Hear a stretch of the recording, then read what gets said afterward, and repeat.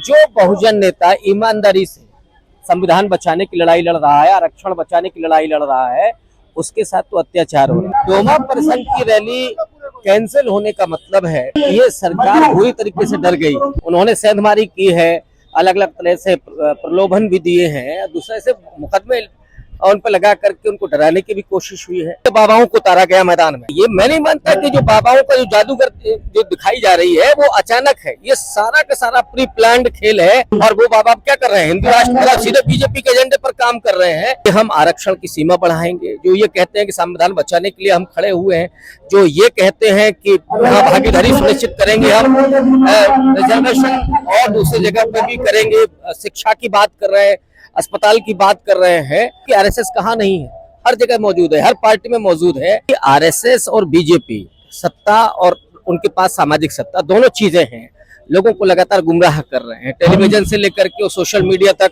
वो पूरी तरीके से उस पर काबिज हो चुके हैं। अभी मशीनरी उनके पास है, पैसा उनके पास है, पूंजीपति उनके पास है, लेकिन हिटलर चला गया तो ये क्या है। दिल्ली में डॉक्टर उदित राज की आज रैली थी, जिसके बाद उनको परमिशन नहीं दिया गया। उसके बाद अम्बेडकर भवन उनके समर्थक जुटे हैं। मेरे साथ कांग्रेस के राष्ट्रीय प्रवक्ता प्रोफेसर डॉक्टर रविकांत साहब हैं, जो आए हुए इस रैली में। कैसे देखते हैं इस परमिशन न देने की वजह? देखिए, ये डरपोक लोग हैं जो एक रैली से डर जाते हैं, एक संगठन से डर जाते हैं जो इस देश में बहुजनों की आवाज अपनी बुलंद कर रहा है।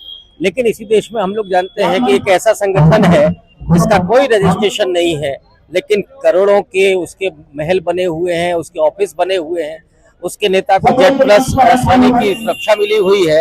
लेकिन अभी उदित राज जी का घर उनका खाली कराया जाता है, उनकी सिक्योरिटी छीन ली जाती है।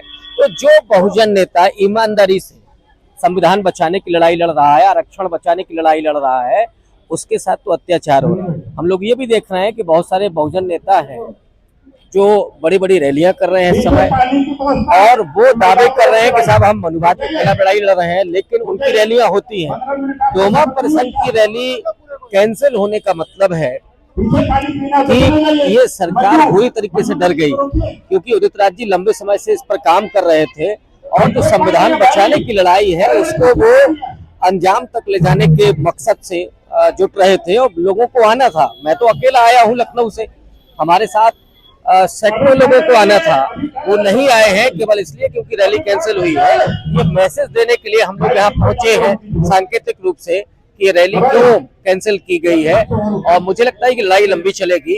इतनी आसानी से जो मनुवादी सत्ता में बैठे हैं वो संविधान और जो मूल अधिकार हैं बहुजनों के, उसको ये इतनी आसानी से मुझे लगता है कि हम लोगों को देने वाले नहीं है। इसी लड़ाई लंबी चलेगी।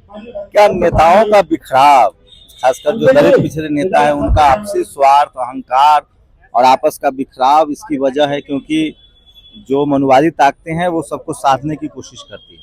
हाँ, निश्चित रूप से उन्होंने सेंधमारी की है, अलग अलग तरह से प्रलोभन भी दिए हैं, दूसरे से मुकदमे उन पर लगा करके उनको डराने की भी कोशिश हुई है। लेकिन हर व्यक्ति नहीं बिक सकता। कुछ लोग हैं जो डर गए होंगे, कुछ प्रलोभन में भी फंस गए होंगे, लेकिन मुझे लगता है कि जो बहुजन समाज है उसकी चिंता तो है, वो एकजुट होना चाहता है। लीडरशिप की थोड़ी कमजोरी समझ में आ रही है। तो जो आप कह रहे हैं वो सच्चाई है, और मुझे लगता है कि नए लोगों को सामने आना पड़ेगा और ईमानदार लोगों को, संघर्ष करने वाले लोगों को सामने आना पड़ेगा, जो कहीं से बिके नहीं, जो कहीं से डगे नहीं, तभी लड़ाई जीती जा सकती। कितना बदलाव, चूंकि जैसे जैसे चेतना बढ़ रही है, ये सामाजिक आंदोलन ही पढ़ाई लिखाई से सीधा संबंध है।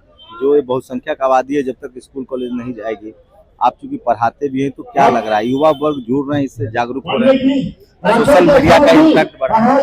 देखिए, इस बीच में और खास करके जब से बहुजन राजनीति कमजोर पड़ी, जो सोशल मीडिया पर लोग आए, आप जैसे पत्रकार आए, स्वतंत्र रूप से उन्होंने जगह जगह जाकर के जो भाषण दिए, उसका भी एक असर है कि जमीन पर जो लोग हैं वो आज बिना किसी पॉलिटिकल लीडरशिप उस बात को महसूस कर रहे हैं।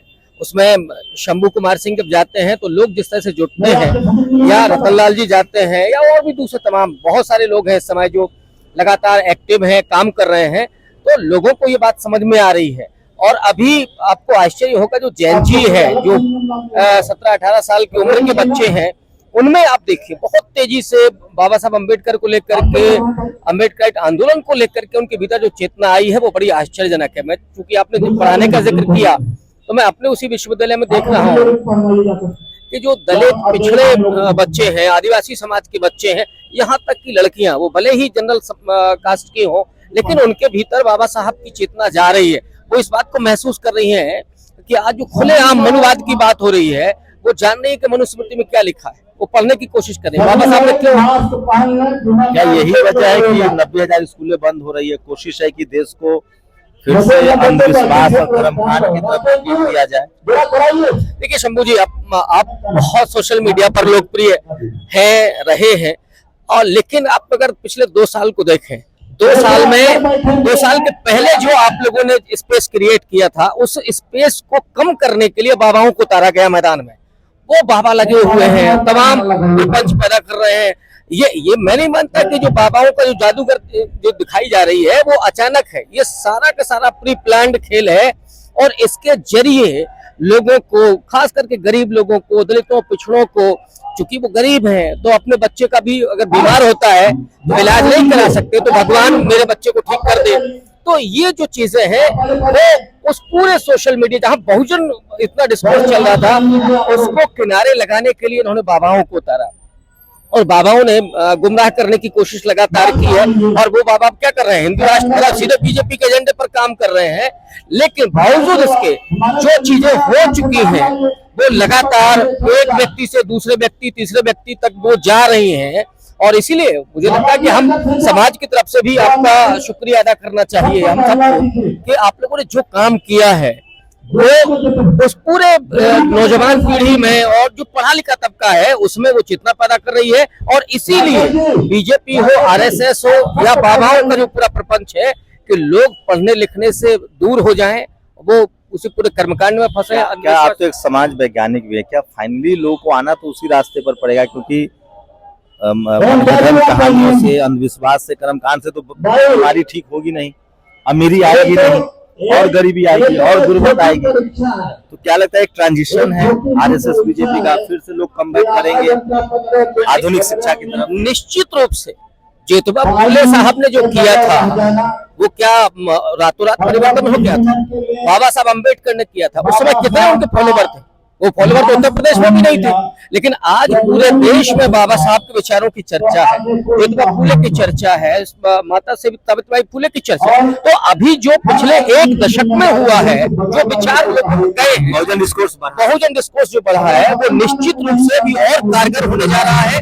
और ये जो आतंक है, ये जो सत्ता का पूरा आक्रमण है, आज अभी आप सत्ता हटा दीजिए, फिर आप देख लीजिए कितना डिस्कोर्स है। क्या लगा, आपने कांग्रेस ज्वाइन किया, क्या राहुल गांधी से, खासकर जो सोशल जस्टिस की बात कर रहे हैं, कितनी उम्मीदें बनती है? देखिए, इस समय राहुल गांधी जी से मतलब सर्वाधिक उम्मीदें हैं तो उस व्यक्ति से हैं जो खुलेआम ये बोल रहा है कि हम आरक्षण की सीमा बढ़ाएंगे, जो ये कहते हैं कि संविधान बचाने के लिए हम खड़े हुए हैं, जो ये कहते हैं कि यहाँ भागीदारी सुनिश्चित करेंगे, हम रिजर्वेशन और दूसरी जगह पे भी करेंगे, शिक्षा की बात कर रहे हैं, अस्पताल की बात कर रहे हैं, तो और पूरी प्रतिबद्धता के साथ। और ये भी कि चुनाव क्यों हारे, बिहार में भले ही बेईमानी हुई हो, लेकिन फिर भी मैं एक और कारण मानता हूँ कि जो लाइन ली है राहुल गांधी ने सीधे सामाजिक न्याय की, तो जो कांग्रेस को चाहने वाला भी है, अपर कास्ट है, वो राहुल गांधी को नापसंद कर रहा है। कांग्रेस के भीतर के लोग क्या वो भी नापसंद कर रहे हैं राहुल गांधी के इस डिस्कोर्स को। तो ये जो प्रतिबद्धता राहुल गांधी की है, मुझे लगता है इस देश के बहुजनों के प्रति बहुत ईमानदारी के साथ है, और इसीलिए हमें सबसे ज्यादा उम्मीद उनसे। क्या लग रहा है अभी एसआईआर एक टूल की तरह इस्तेमाल किया जा रहा है, बिहार में हो रहा है, यूपी में हो रहा है। कपिल सिब्बल ने खुद कहा, जो एसआईआर के वकील हैं, अखिलेश जी के सांसद हैं, अखिलेश जी एसआईआर की लड़ाई लड़ रहे हैं, वो कह रहे हैं कि किसी का नाम नहीं कटा है बिहार में, एसआईआर में किसी भी सही आदमी का नाम नहीं कटा है। वो जस्टिफाई कर रहे हैं, लेजिटिमाइज कर रहे हैं। देखिए, कपिल सिब्बल हो या कोई और हो, आप और हम सब जानते हैं, और राहुल गांधी ने तो बहुत स्पष्ट कहा है कि हमारी पार्टी में भी बहुत सारे संघ और बीजेपी की विचारधारा के लोग हैं। कपिल सिब्बल पर क्या कौन सा दबाव है या क्या प्रलोभन है, वो कांग्रेस से निकल करके गए, राज्यसभा मेंबर बने समाजवादी पार्टी। अब वो जब अखिलेश यादव एक बड़ा मुद्दा बनाने जा रहे हैं, उन्होंने कहा कि हम संसद से लेकर के सड़क तक SIR की लड़ाई लड़ेंगे। अगर उनके ही राज्यसभा सांसद ये कहते हैं तो इसका मतलब है कि वो जो, मैं तो पहले से भी कहता रहा हूँ कि RSS कहाँ नहीं है, हर जगह मौजूद है, हर पार्टी में मौजूद है। तो वो खेल अब सामने दिख रहा है। टीवी में डाइवर्स हुआ है, जो सोशल मीडिया आया, हम लोगों ने जो 10 साल कैंपेन चलाया कि मीडिया मत देखिए, सोशल मीडिया बहुजन मीडिया है, उसके बाद टीवी ने तय किया कि हम बहुजन नेताओं को अब स्पेस देंगे क्योंकि TRP का मसला है। क्या लग रहा है कि अब आप लोग लगातार जा रहे हैं टीवी प्लेटफॉर्म पे, आप राष्ट्रीय प्रवक्ता भी हैं, क्या टीवी के जो पत्रकार हैं खासकर, चूंकि अभी वहाँ डाइवर्सिटी नहीं है, तो क्या सिर्फ नेताओं को बुलाने से स्थिति बेहतर होगी या टीवी में डाइवर्सिटी जरूरी है?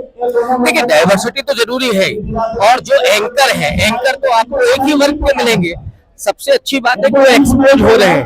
वो जो मेरिट वाली बात होती थी साहब, अब आप सवाल नहीं कर पा रहे हैं ठीक से, हमारे जवाबों से आप विचलित हो रहे हैं। वो चाहे प्रियंका गांधी हो, कंचना यादव हो, जितने भी लोग अभी आ रहे हैं। और मुझे लगता है मैं राहुल जी का शुक्रिया अदा करूंगा कि उन्होंने मुझे और रतनलाल जी को ये जिम्मेदारी दी। तो जो एंकर एंकरानी जो एक्सपोज हो रहे हैं ना, उनकी जो बात लग रही है, अब उनको समझ में आ रहा है। वरना तो आपको नहीं कि साहब कोई मेरिट ही नहीं है। अब हमें समझ में आ रहा है कि आप में कितनी मेरिट है। एक आखिरी सवाल, आप कितने ऑप्टिमिस्टिक हैं, क्या बीजेपी सत्ता से बाहर हो पाएगी? लोग कह रहे हैं कि चपरासी से लेकर चीफ जस्टिस तक जिनके दिमाग में मनुवाद जातिवाद है, वो सत्ता के साथ है। हाई कोर्ट हो, सुप्रीम कोर्ट हो, मीडिया हो, जुडिशरी हो, एक नेक्सस काम कर रहा है उनके लिए। जब मनमोहन सिंह थे तो इनकम टैक्स, CBI, सब तरह से आवाजें आती थी। मायावती हो जाए, अखिलेश हो जाए, फिर सारे संस्थान सक्रिय हो जाते हैं। अभी ऐसा लगता है सारे संस्थान सत्ता के साथ। ऐसे में कितना बड़ा चैलेंज है, क्या बीजेपी सत्ता से बाहर हो सकती है? नहीं, देखिए, चैलेंज तो है, इसमें कोई दो राय नहीं। क्योंकि RSS और बीजेपी सत्ता और उनके पास सामाजिक सत्ता दोनों चीजें हैं। लोगों को लगातार गुमराह कर रहे हैं, टेलीविजन से लेकर के सोशल मीडिया तक वो पूरी तरीके से उस पर काबिज हो चुके हैं। लेकिन लोग, जो मैं देख रहा हूँ कि आज 80% लोग परेशान हैं, जो गरीब हैं, मिडिल क्लास है, और उसमें कुछ तो सवर्ण लोग भी परेशान हैं। ऐसा नहीं कि सिर्फ बहुजन ही परेशान है। तो जनबल हमारे साथ, इकोनॉमिक वीकर सेक्शन का रिजर्वेशन सबसे ज्यादा चोरी हो रहा है। हाँ, और वो लोग कह ही रहे हैं कि तो सुदामा केवल रिजर्वेशन मिल रहा है, इसमें उसमें गरीब सवर्णों के सीट अमीर सवर्ण खा रहे हैं। वो सारे ऐसे लोग, हाँ, सर्टिफिकेट बना करके, तो वहां पे भी वो एक शुरू हो रहा है। तो 80% लोग, कम से कम 80% लोग इस सरकार के खिलाफ खड़े हुए हैं। उन्हें एक नेतृत्व नहीं मिल पा रहा है ठीक ढंग से, जो वो चाहते हैं। जैसे अगर एकजुट होकर के लड़ाई लड़ी जाए तो मुझे लगता है कि लोग खड़े हो जाएंगे। अभी मशीनरी उनके पास है, पैसा उनके पास है, पूंजीपति उनके पास है, लेकिन हिटलर चला गया तो ये क्या है? तो प्रोफेसर रविकांत जी हैं और इन्होंने लंबी लड़ाई लड़ी है, उसके खामियाजा भी भुगते हैं, उसके बाद भी डटे हुए हैं। मैं फिर कह रहा हूँ, लोकतंत्र की जड़ गहरी है और धीरे धीरे ही सही बहुजन समाज के लोग जागरूक हो रहे हैं। शुक्रिया सर हमें समय देने के लिए। Thank you. Shambhu Kumar Singh, national Dastak, Delhi. Dastak की आपसे गुजारिश है कि अगर इसको बचाना चाहते हैं तो नेशनल दस्तक को सब्सक्राइब करने के लिए रेड कलर के सब्सक्राइब बटन को दबाएं, फिर बेल आइकन की घंटी दबाएं। नेशनल दस्तक को बचाने के लिए बहुत जरूरी है कि हर खबर को शेयर करें, लाइक करें, कमेंट जरूर करें।